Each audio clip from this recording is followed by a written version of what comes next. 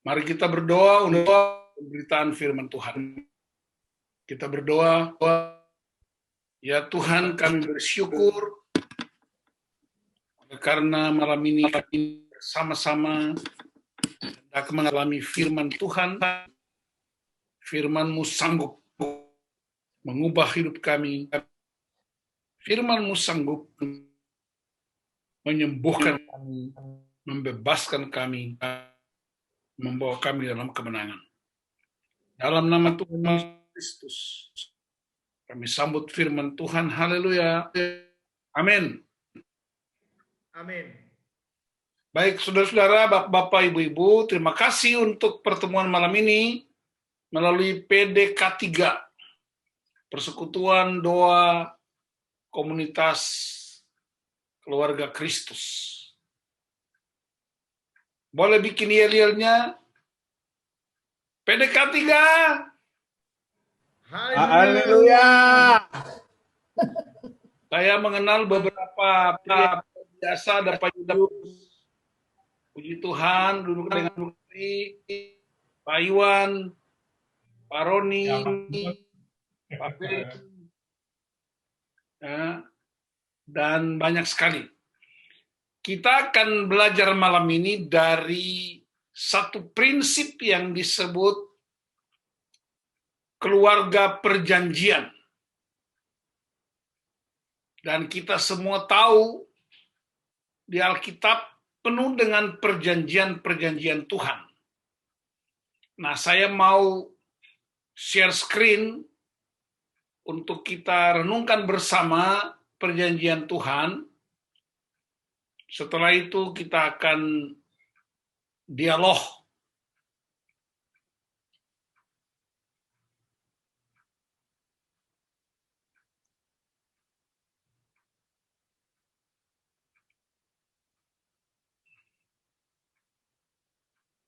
Ini keluarga saya.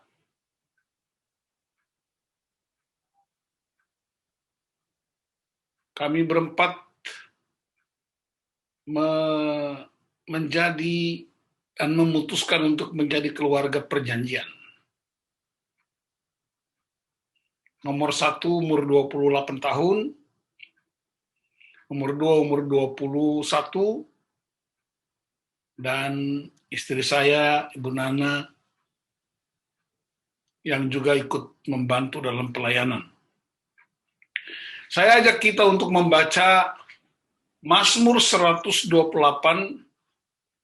ayat 1 sampai dengan ayat 6. Demikian firman Tuhan, berbahagialah setiap orang yang takut akan Tuhan, yang hidup menurut jalan yang ditunjukkannya. Apabila engkau memakan hasil jerih payah tanganmu, berbahagialah engkau dan baiklah keadaanmu. Istrimu akan menjadi seperti pohon anggur yang subur di dalam rumahmu. Anak-anakmu seperti tunas pohon zaitun sekeliling mejamu. Sesungguhnya demikianlah akan diberkati orang laki-laki yang takut akan Tuhan. Kiranya Tuhan memberkati engkau dari Sion, supaya engkau melihat kebahagiaan Yerusalem seumur hidupmu, dan melihat anak-anak dari anak-anakmu, damai sejahtera atas Israel. Saya percaya Bapak Ibu-Ibu, ayat ini bukan sesuatu yang baru kita dengar. Bahkan kalau mereka yang sudah ikut pemuritan pria, sering sekali mendengar ayat-ayat ini. Dan saya ingin kita di tahun 2021, kita mengalami terobosan dengan Tuhan karena inisiator utama perjanjian dengan manusia adalah Tuhan sendiri. Mari kita perhatikan, saudara-saudara, isi perjanjian itu ada 4 dan berdampak secara luas. Ya, kita lihat satu-satu. Yang pertama, semua perjanjian pasti ada tujuannya.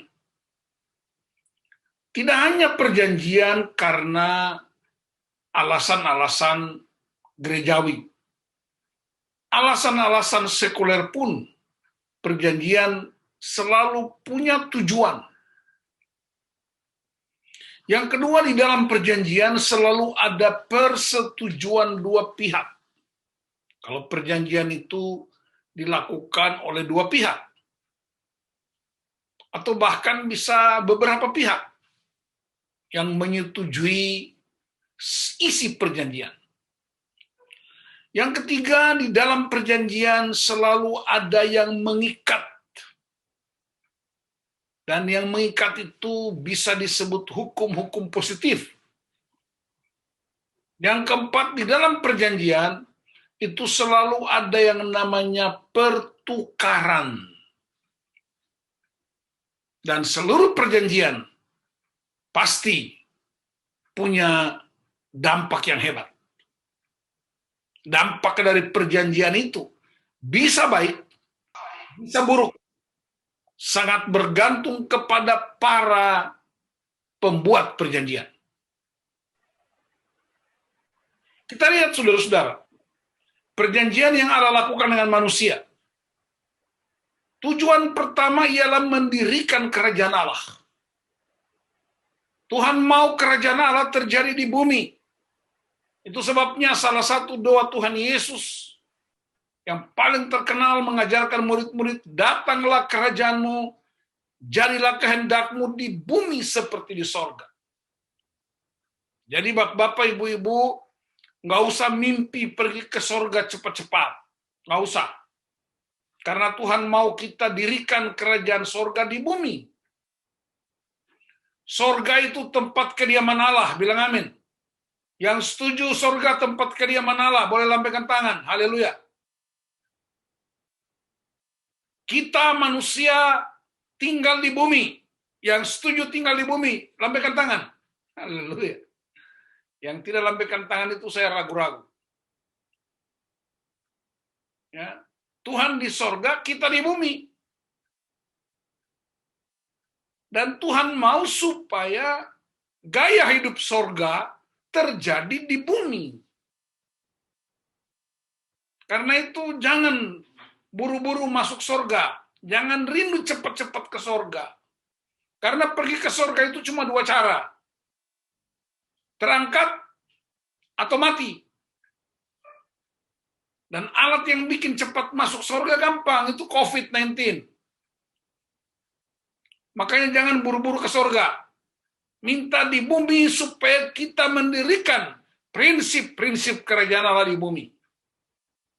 Nah, kerajaan Allah itu, saudara-saudara, tujuan Allah mendirikan kerajaan Allah, itu kita ingat beberapa item penting dari sebuah perjanjian kerajaan Allah. Yang pertama, kerajaan Allah itu rajanya Tuhan Yesus Kristus. Dia berkuasa 24 jam satu hari dalam hidup kita. Yang kedua, kita rakyatnya, umatnya adalah rakyat dari sebuah kerajaan. Yang ketiga, ada alat komunikasi yang namanya Roh Kudus yang mengkomunikasikan prinsip-prinsip sorga dengan bumi bagi para pengikat perjanjian. Isi kerajaan Allah ialah dunia diselamatkan, dan caranya proses mewujudkan kerajaan Allah itu ialah proses discipleship atau pemuritan. Karena itu saya berdoa supaya PDK 3 tidak sekedar mengalihkan ibadah hari Minggu ke persekutuan ini. Saya berdoa supaya PDK 3 tidak sekedar kumpul-kumpul untuk kangen-kangenan. Tapi sungguh-sungguh menjadi sebuah komunitas yang memuridkan pria dan wanita untuk menyatakan kuasa kerajaan Allah di bumi. Supaya jangan sampai ada kerajaan-kerajaan lain yang lebih hebat dari kerajaan Allah. Itu tujuan perjanjian. Dan saudara-saudara mungkin pernah membaca Kejadian 15, di situ Allah waktu mengikat perjanjian dengan Abraham, Allah minta kepada Abraham supaya mempersembahkan beberapa hewan dengan cara memotong dua bagian. Itu hebat sekali. Saya mencari tahu kenapa Allah suruh Abraham untuk memotong hewan-hewan itu bagi dua. Kambingnya dibagi dua, dibelah dari kepala ke bawah. Lembunya dibelah. Lalu Tuhan berjalan di tengah-tengah semua hewan yang dibelah. Tuhan sedang beri pesan buat Abraham. Jika aku ingkar janjiku kepadamu, aku tidak lebih baik dari hewan yang terbelah ini. Aku mempertaruhkan integritasku buat engkau. Aku tidak bersumpah demi ibuku karena aku tidak punya ibu. Aku tidak bersumpah demi bait Allah karena bait Allah terlalu kecil untuk menampung integritasku, kata Tuhan. Tapi aku bersumpah demi namaku. Aku tidak akan membatalkan perjanjianku kepadamu. Prinsip-prinsip ilahi yang sangat luar biasa kalau kita mau belajar tentang perjanjian dengan Tuhan. Nah, saudara-saudara, mari kita lihat yang poin yang kedua.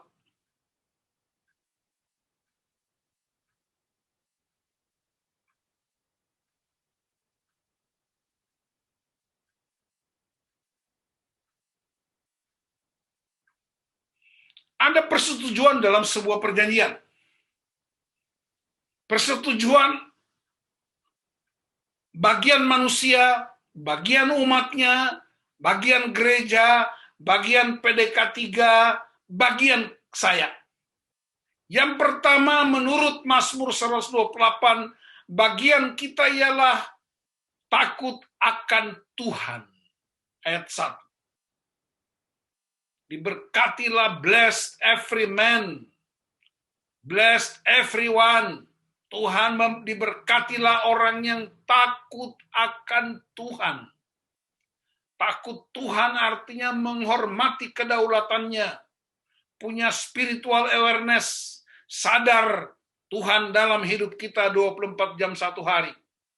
Tuhan ada di rumah kita, dia ada di gereja, dia ada di dalam mobil, dia ada di tempat pemancingan, dia ada di kolam-kolam renang, dia ada di tempat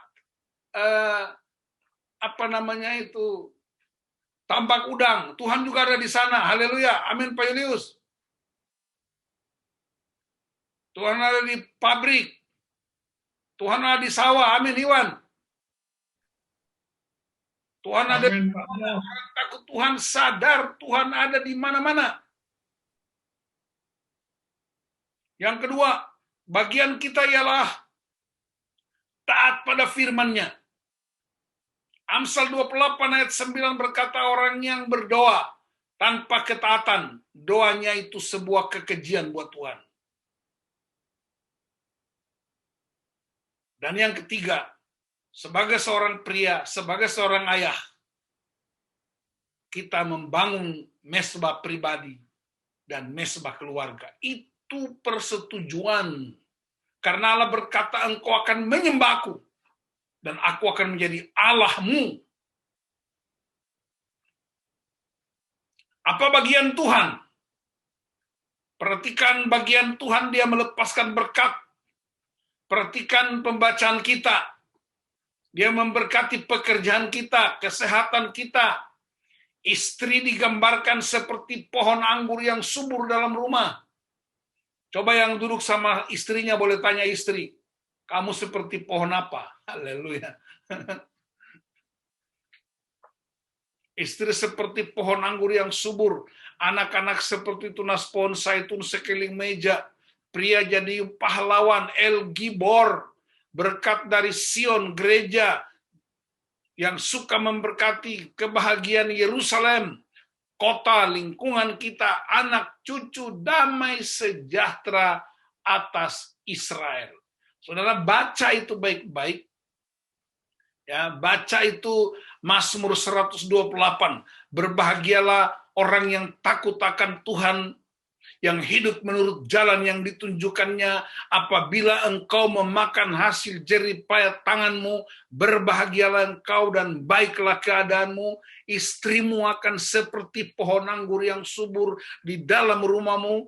Anak-anakmu seperti tunas pohon zaitun sekeliling mejamu. Sesungguhnya demikianlah akan diberkati orang laki-laki yang takut akan Tuhan. Kiranya Tuhan memberkati engkau dari Sion, supaya engkau melihat kebahagiaan Yerusalem seumur hidupmu, dan melihat anak-anak dari anak-anakmu. Damai sejahtera atas Israel. Jadi berkat itu holistik. Itu bagian Tuhan. Bagian kita takut Tuhan, taat pada firman Tuhan. Prinsip-prinsip teologis, prinsip-prinsip praktis yang bisa kita kerjakan. Yang berikutnya, saudara-saudara, di dalam perjanjian selalu ada ikatan, ada meterai perjanjian. Meterai yang digunakan bukan meterai 6.000, bukan stempel basah, bukan scan, bukan cincin raja, tapi meterai perjanjian ialah tubuh dan darah Kristus sendiri. Saudara, kita pernah membaca, kita tahu di dalam kitab Kejadian pasal 3, ketika Adam dan Hawa jatuh dalam dosa, Tuhan memulihkan mereka kembali. Caranya apa, saudara? Tuhan menyembelih seekor hewan, dan dipercaya itu seekor domba. Kulitnya dipakai untuk menutupi Adam dan Hawa. Kejadian pasal 3. Nanti saudara lihat ayat 21. Itu sebuah nubuatan bahwa cara memulihkan manusia, cara membebaskan manusia, ialah Tuhan mempersembahkan anak domba Allah, Kristus di atas kayu salib. Jadi sejak dunia dijadikan, sejak manusia pertama, Tuhan sudah urusan dengan kita, dan dia bereskan semua dosa dan pelanggaran kita. Jadi itulah meterainya, saudara-saudara. Hebat sekali itu meterai yang membuat kita sungguh-sungguh menjadi milik kepunyaan Allah. Nah, saudara-saudara, di dalam sebuah perjanjian selalu ada pertukaran. Pertukaran apa, saudara? Saya ingin mengutip peristiwa kisah nyata dari David Livingstone yang memenangkan suku kanibal di Afrika. Mungkin Bapak, Ibu-Ibu pernah mendengar nama ini. David Livingstone adalah seorang penginjil terkenal dari daerah Skotlandia atau Inggris. Dia diutus Tuhan untuk memenangkan suku kanibal di Afrika, di benua Afrika. Dan banyak penginjil yang sudah mati karena keganasan, tidak hanya lingkungannya, tidak hanya alamnya, tapi banyak orang yang belum mengenal Tuhan. Dan kita tahu, saudara-saudara, suku kanibal adalah suku yang suka makan daging manusia. Sementara saudara tahu bahwa dalam kisah nyata David Livingstone, David ini punya sebuah penyakit yang agak aneh. Tidak bisa disembuhkan oleh dokter ahli sekalipun. Dia hanya bisa sembuh kalau dia minum susu domba putih. Jadi kemanapun David pergi dalam penginjilan, dia selalu bawa domba putih. Dan ketika dia kambuh, susu domba putih itu diperas, lalu ketika dia minum, dia sembuh. Dan ini cara Tuhan yang ajaib yang tidak dimengerti manusia. Tapi pada akhirnya, ada sesuatu di balik peristiwa ini. Ketika David sampai di daerah kanibal, orang kanibal itu, orang-orang suku kanibal itu menyembah berhala. Mereka punya tarian namanya voodoo. Sebelum mereka menyembelih manusia, sebelum mereka membakarnya dan makan, mereka harus menari-nari di depan raja. Dan raja itu punya kuasa begitu hebat, dia memegang sebuah tongkat. Raja memegang tongkat. Jadi kalau raja itu angkat tongkatnya, seluruh rakyatnya berdiri. Kalau raja turunkan tongkatnya, seluruh rakyat duduk. Nah, pada waktu David ditangkap, saudara-saudara, hebat sekali. Saya juga percaya dan semua hamba Tuhan percaya, semua orang yang tahu saya percaya, Roh Kudus bekerja. Karena Tuhan ingin menyelamatkan suku ini. Pintu gerbang memulainya pemulihan di benua Afrika. Ketika David ditangkap, malah David tidak langsung dibunuh. Tapi dibawa ke tempat raja di tengah-tengah hutan. Dia dikarantina di sebuah tempat. David dengan dombanya. Lalu malamnya raja beritahu, David, aku pingin bikin perjanjian. Aku dapat kabar dari anak buahku di lapangan bahwa kami sedang akan diserbu, kami akan diserang oleh pasukan yang ada di belakang kamu. Padahal tidak ada pasukan. Aku ingin bikin perjanjian dengan kamu. Nah, kami punya tradisi, kata Raja Kanibal. Tradisi kami kalau bikin perjanjian, itu darah kami diminum. Darah pembuat perjanjian itu ditaruh di dalam sebuah gelas. Kemudian dua orang meminum mewakili para pihak. Lalu kemudian David dibawa ke atas panggung, berdiri depan raja, disaksikan oleh para rakyat pemakan daging manusia. Lalu raja bilang begini, saya mau bikin perjanjian sama kamu. Karena saya tahu kalau kamu dibunuh, kami juga akan dibunuh. Perjanjiannya apa? Kasih tanganmu. Jadi tangan raja dengan tangan David diketemukan begini, kemudian ada petugas yang mengambil pisau yang tajam dan sedikit menggores tangan raja, juga menggores tangan David. Keduanya darahnya jatuh ke dalam sebuah wadah. Kemudian raja berkata, kita dua minum sebagai tanda perjanjian. Raja minum, kemudian David minum. Lalu raja bilang begini, sekarang kita sudah ikut perjanjian. Aku tidak bunuh kamu, karena aku tahu risikonya. Kalau aku bunuh kamu, berarti seluruh suku kami akan habis. Karena itu perjanjiannya, aku mau supaya domba putih itu diserahkan, supaya kami aman. David berkata, mohon maaf raja, domba putih ini nyawaku. Kamu ambil domba putih sama dengan membunuh aku. Karena kalau aku kambuh, obatnya hanya dari susu domba putih. Lalu raja berkata, kita sudah ikut perjanjian. Kita sudah minum darah kita. Tanda kita sepakat. Jadi aku hanya minta domba putih.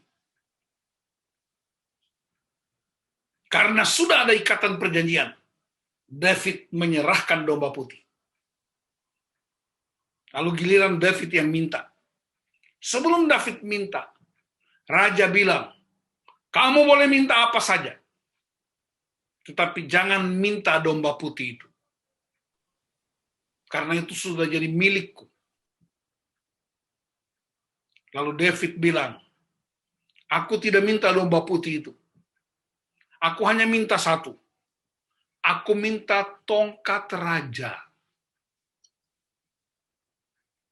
Raja bilang, tidak bisa. Itu kekuasaanku. Itu otoritasku. Itu simbol sebagai raja. Tidak mungkin aku serahkan tongkat ini kepadamu. Lalu David bilang, "Heits, kita udah janji. Kita sudah minum darah. Aku minta tongkat itu." Dan raja akhirnya menyerahkan tongkat. Dan saudara tahu apa yang terjadi? Ketika David mengangkat tongkat itu, seluruh rakyatnya berdiri. Ketika David menurunkan tongkat, seluruh rakyatnya turun, termasuk raja itu. Semuanya di bawah otoritas David. Dan saat itulah firman Allah diberitakan. Dan suku kanibal bertobat terima Tuhan Yesus. Ini kisah nyata tentang David Livingstone memenangkan suku kanibal di Afrika sebagai pintu gerbang, salah satu pintu gerbang memenangkan Afrika buat Tuhan. Apa pesannya saudara-saudara? Perjanjian Allah dengan kita tidak pernah berubah. Dia nggak pernah batalkan perjanjian. Perjanjian itu ada bagian kita, ada bagian Tuhan. Kita lakukan bagian kita, dan Tuhan akan lakukan bagian Tuhan. Ada ikatan yang kuat. Darah Kristus. Salib adalah ikatan, meterai perjanjian itu. Tapi dalam perjanjian itu, selalu ada pertukaran. Apa yang ditukar? Serahkan domba putih itu. Hai pria-pria malam ini yang dengar firman Tuhan. Serahkan domba putihmu itu. Domba putih itu bisa ego kita, kesombongan kita, comfort zone kita, keinginan kita untuk mempertahankan sesuatu. Dan kita membiarkan orang lain mengalami kehancuran. Tapi dengar saya beritahu saudara-saudara, pertukaran yang sempurna justru terjadi di atas kayu salib. Apa pertukaran?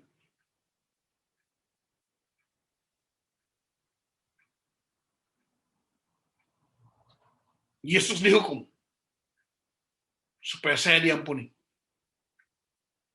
Yesus disakiti supaya saya disembuhkan. Yesus dipermalukan supaya saya dimuliakan. Yesus ditolak supaya saya diterima. Yesus menjadi suatu kutuk supaya saya diberkati. Yesus menjalani kematian supaya saya menerima kebangkitan.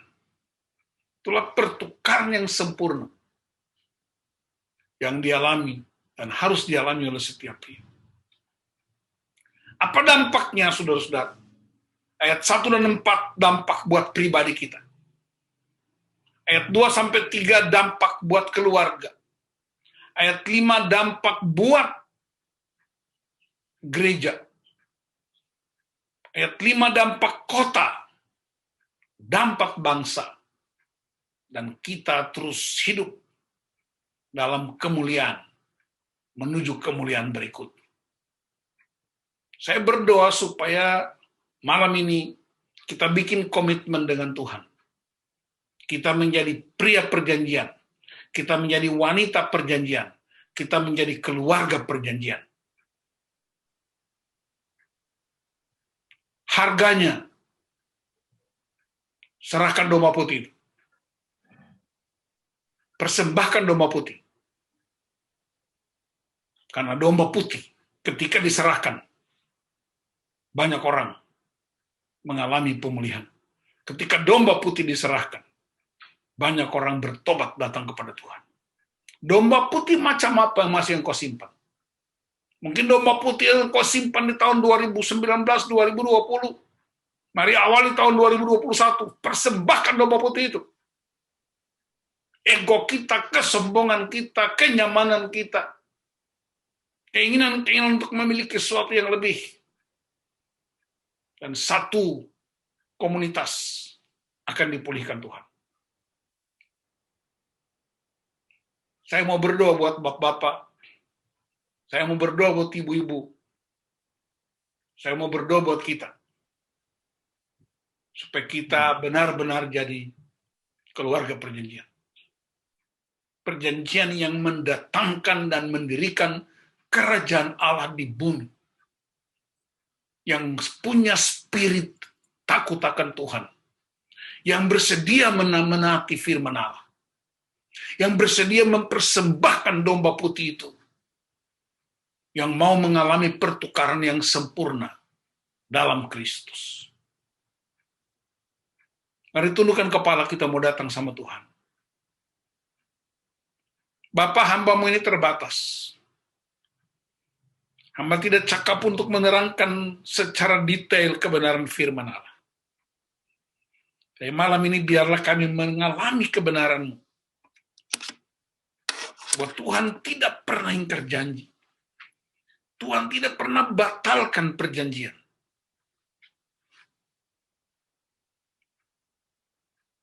Integritas Tuhan nampak pada perjanjian-perjanjian Tuhan. Tolong kami para pria, para suami, para wanita, para istri. Tolong kami keluarga-keluarga.